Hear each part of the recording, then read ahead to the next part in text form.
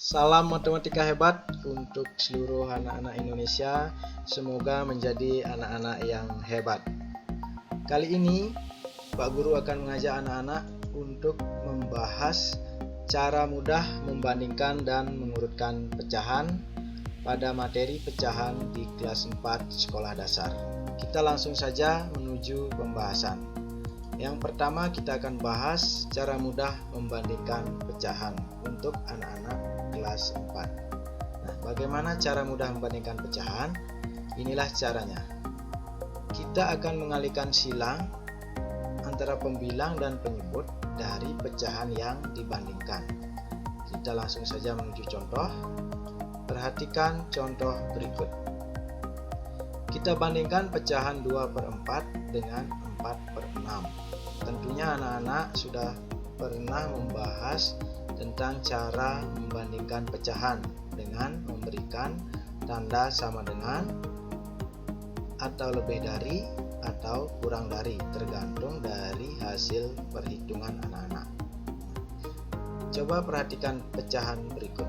Kedua pecahan ini memiliki pembilang dan penyebut yang berbeda-beda.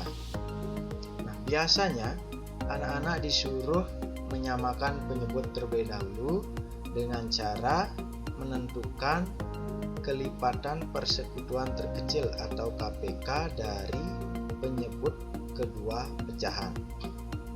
Nah, namun untuk pembelajaran di kelas 4, bab satunya itu adalah pecahan. Anak-anak belum diajarkan atau dikenalkan tentang kelipatan persekutuan terkecil. Nah, kadang-kadang untuk menyamakan penyebutnya ini anak-anak mengalami kendala.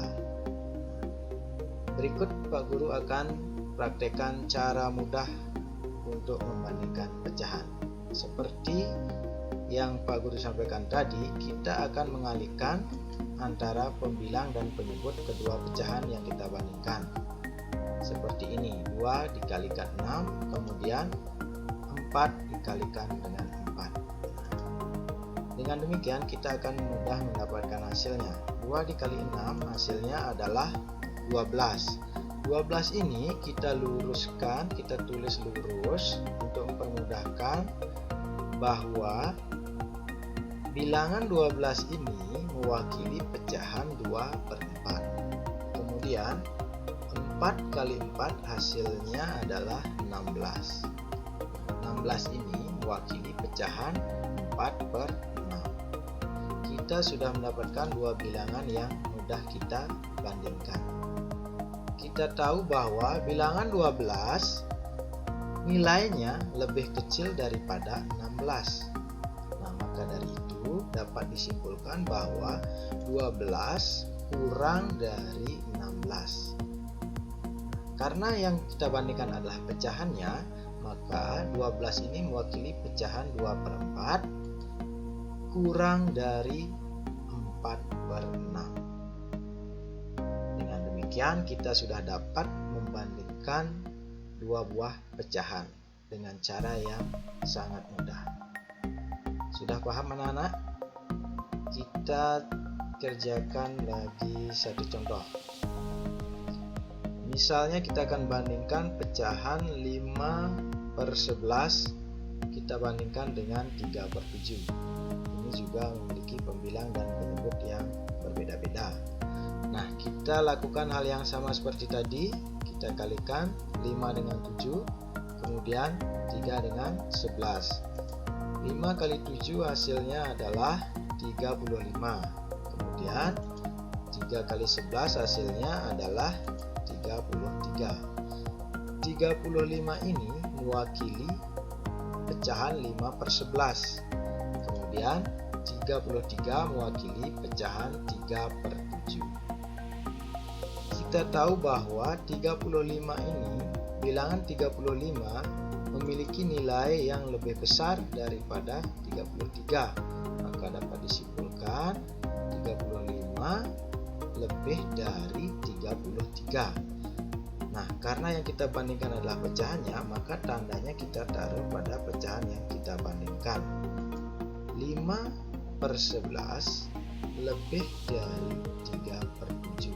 Artinya kalau anak-anak dalam kehidupan sehari-hari ini disebutkan bahwa 5/11 ini lebih besar dari 3/7.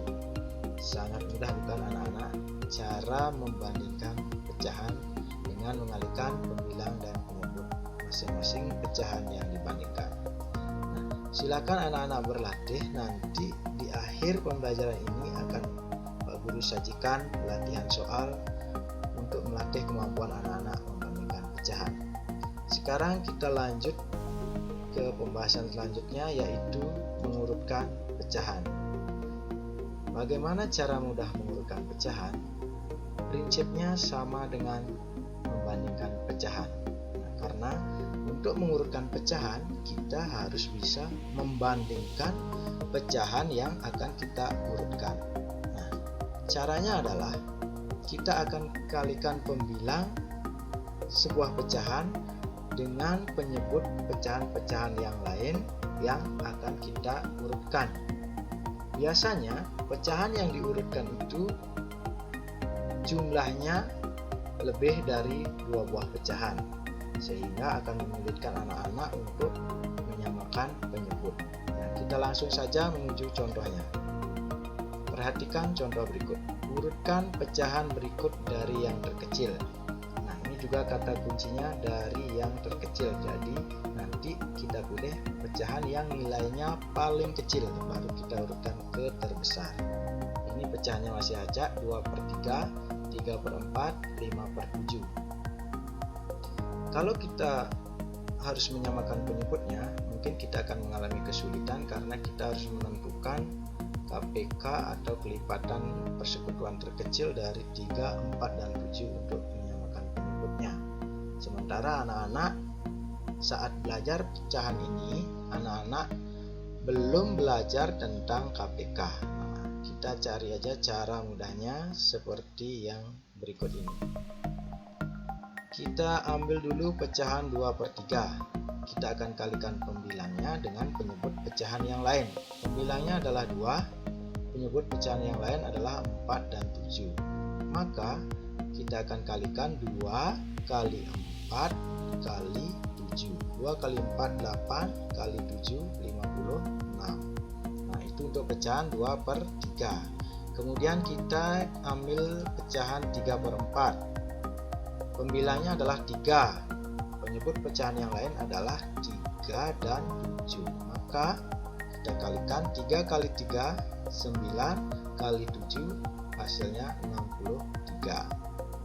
Sudah 2 pecahan kita hitung. Kemudian pecahan yang terakhir 5/7. Pembilangnya 5, kita kalikan dengan penyebut pecahan yang lain, yaitu 3 dan 4.